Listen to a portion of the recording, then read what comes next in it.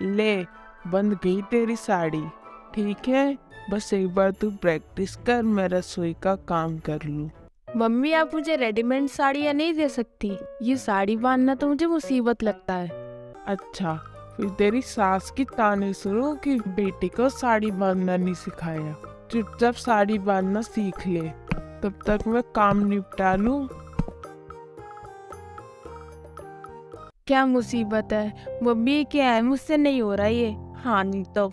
मेघा, बच्चों सी हरकत मत करो।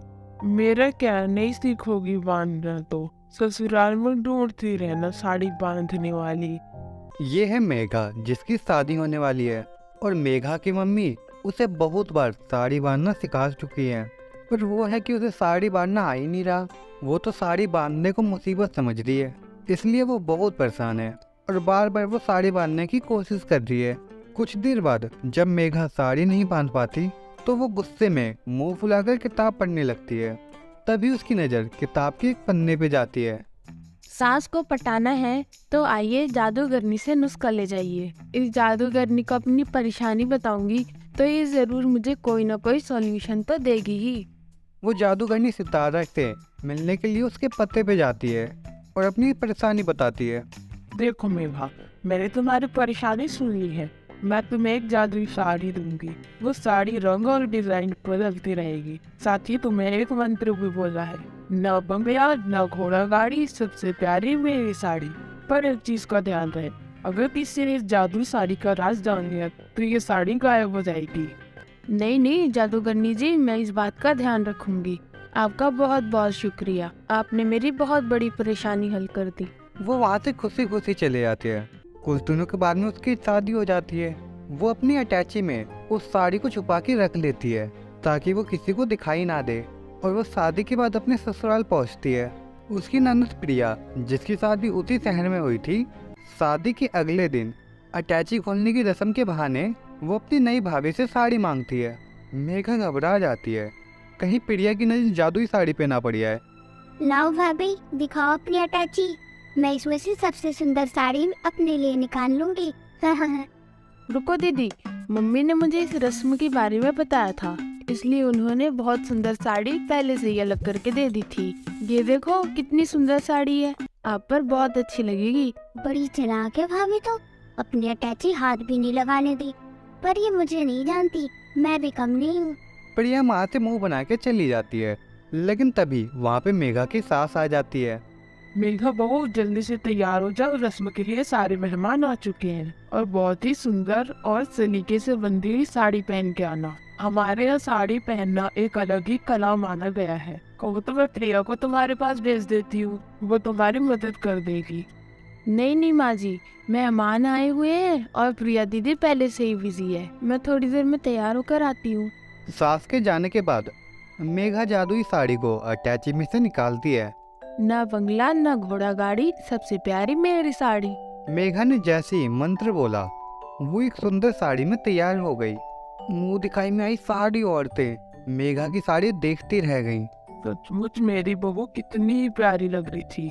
सब मेहमान साड़ी की इतनी तारीफ करके गए कि पूछो मत। तभी मैं सोचूं मेघा भाभी ने अपनी अटैची को हाथ कैसे नहीं लगाने दिया। मुझे लगता है इनकी अटैची में और भी सुंदर सुंदर साड़ियाँ हैं। अब मुझे इन्होंने एक बेकार सी साड़ी पकड़ा दी। अब तो मेघा को कहीं पे घूमने जाना होता था या फिर कोई फंक्शन या त्योहार अटेंड करना होता था, तो मेघा उसी जादुई साड़ी को मंत्र बोलकर पहन लेती थी। जादुई साड़ी अलग अलग रंगों और डिजाइनों में एकदम सुंदर तरीके से तैयार हो जाती थी। मेघा की साड़ी की घर में बहुत ज़्यादा तारीफ होने लगी। पर एक दिन उससे प्रिया मिलने हुए आई थी। तब मेघा कहीं घूमने जा रही थी। प्रिया बिना बोले ही उसके कमरे में घुसने लगती है। तभी प्रिया आवाज़ सुनती है, अगर ये जादुई साड़ी मेरे साथ नहीं होती तो मैं सच में अपनी सासू माँ का प्यार नहीं पा पाती। आज इस जादुई साड़ी के कारण मैंने कितनी सारी तारीफें बटोरी हैं। अब जल्दी से तैयार हो जाती हूँ। अच्छा, तो ये राज है। भाभी के पास एक जादुई साड़ी है जो रोजाना अपना रंग और डिजाइन बदल लेती है और अपने आप बन जाती है।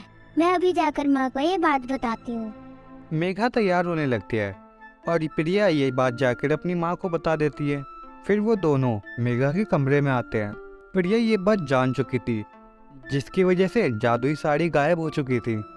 नहीं नहीं माँ जी, मेरे पास तो ऐसी कोई भी साड़ी नहीं है, मैं तो खुद से ही बांधती हूँ।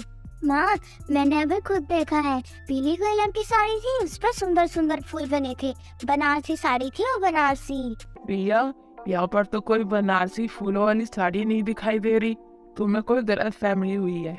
माफ करना बहू, पता नहीं ये तो दिन में सपने देखती रहती है। तुम जल्दी से तैयार होकर आ जाओ, फंक्शन में जाने के लिए देर हो रही है।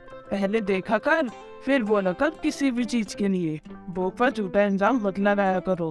पर कुछ देर पहले तो मैंने अभी वो साड़ी देखी थी, पर साड़ी गायब कहाँ हो गई? जादूगरनी सितारा ने कहा था कि ये साड़ी का सच किसी के सामने आ गया तो साड़ी गायब हो जाएगी। लगता है कि साड़ी गायब हो चुकी है। अब मैं क्या करूं? मुझे तो साड़ी बांधनी आती ही नहीं है। मैं कैसे तैयार होंगी? हे भगवान, मेरी मदद करो। शायद उस समय भगवान ने मेघा की सुन ली, तभी उसकी मम्मी उससे मिलने आई हुई थी और वो कमरे में आ जाती है। अच्छा, वो मम्मी आप आ गए। आपको पता है मुझे फंक्शन में जाना है, और वही प्रॉब्लम, मेरी साड़ी।